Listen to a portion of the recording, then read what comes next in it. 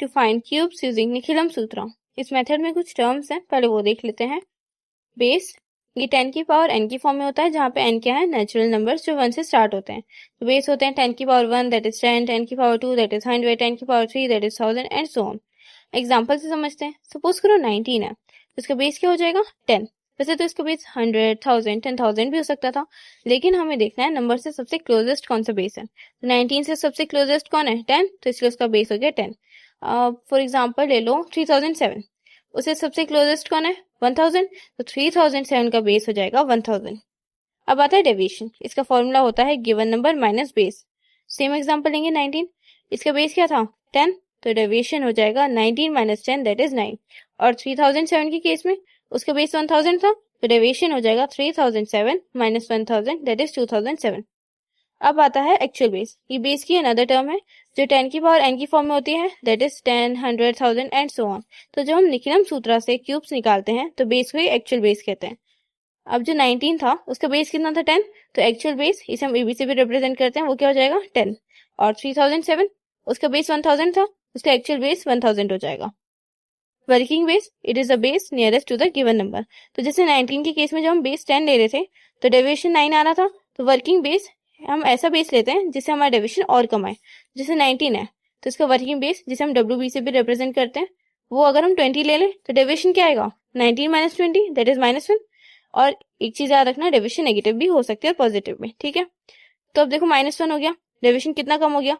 और 3007 के केस में अगर हम बेस 1000 ले रहे थे तो डेविएशन क्या रहा था, 2007।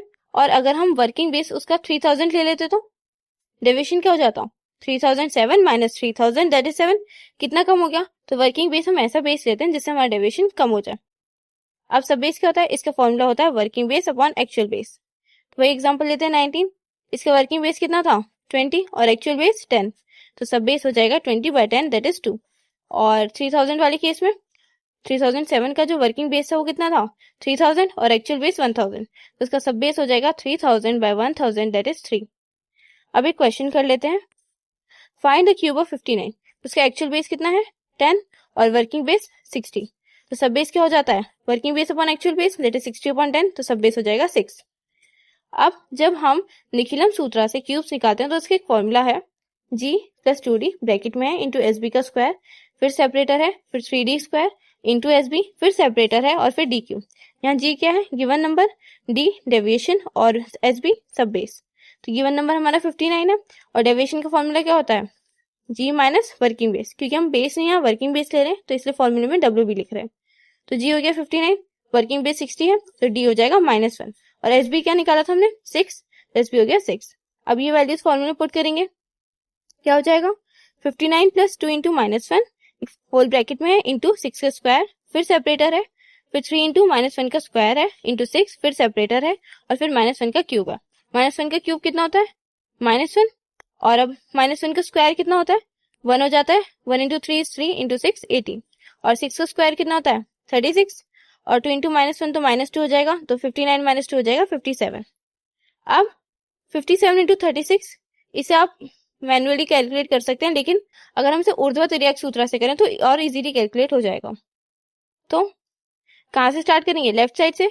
जो 5 और 3 है उन्हें आपस में मल्टीप्लाई कर देंगे, तो 5 इंटू 3, फिर सेपरेटर लगाएंगे, फिर जो हमारे क्रॉस मल्टीप्लीकेशन करेंगे इनके बीच में, तो 5 इंटू 6 प्लस 7 इंटू 3 हो जाएगा, फिर सेपरेटर लगा देंगे। अब जो राइट में बचे हैं उन दोनों का आपस में मल्टीप्लाई करेंगे तो क्या हो जाएगा 7 इंटू 6, तो 7 6 क्या होता है 42, 7 3 21 और 6 5 30, 30 प्लस 21 हो गया 51 और 5 3 15। अब मैंने आपको बताया था जब हम ऊर्ध्वाधर तिर्यक सूत्र देख रहे थे कि हर सेपरेटर के बाद एक ही डिजिट पॉसिबल है।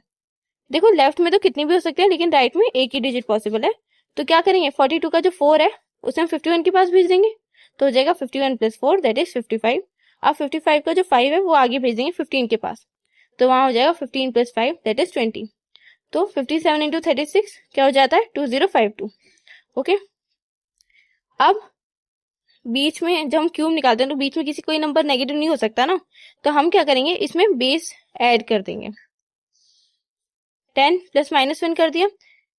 ये चीज याद रखना, यहाँ वर्किंग बेस मत ऐड करना, यहाँ आपका ना जो आपका एक्चुअल बेस है वो ऐड करना। तो एक्चुअल बेस हमारा 10 है तो हमने वो यहाँ पे ऐड कर दिया है। अब 10 माइनस यहाँ पे 10 ऐड करा है, तो इससे पहले में, क्योंकि हम एक तरह से कैरी ले रहे हैं, इसे ऐसे समझो हम कैरी ले रहे हैं, तो उससे पहले वाले उसमें -1 करना पड़ेगा। ठीक है, समझ गए बात। अगर जैसे यहाँ नेगेटिव आ गया तो हमने क्या करा, 10 ले लिया। अब 10 कहीं ना कहीं से तो लेंगे, हमने आगे से 10 लिया, तो वहां क्या हो गया, -1 हो गया। ठीक है, अब 10 - 1 क्या हो जा रहा है, 9। 18 - 1 हो जाता है 17। अब हमारे बेस में कितनी जीरो थी, एक ही जीरो थी। और जैसा मैंने आपको बताया था कि बेस में जितनी जीरोज होंगी उतने ही हर इसके बाद, हर सेपरेटर के बाद डिजिट पॉसिबल है। अब क्योंकि एक ही वो थी जीरो, तो इस वजह से जो 17 है उसका वन हम आगे भेज देंगे। फिर से बता रही हूँ, हमें क्या देखना है कि हमारे बेस में कितनी जीरोज है, एक जीरो है, तो इसलिए हर सेपरेटर के बाद एक ही डिजिट पॉसिबल है। अगर 2 जीरो होती तो 2 डिजिट पॉसिबल होती। अब देखो 9 तो अकेला है, लेकिन 17 यहाँ 2 डिजिट्स हैं, तो इसका वन हम आगे भेज देंगे 2052 के पास। तो वहां हो गया 2052 + 1 दैट इज 2053। और जो हमारे लेफ्ट में है वहां कितने भी डिजिट्स हो सकते हैं, उससे कोई फर्क नहीं पड़ता। ठीक है, तो 59 का क्यूब क्या हो जाएगा, 205379। ठीक है, दैट इज 2,05,379। Thank you.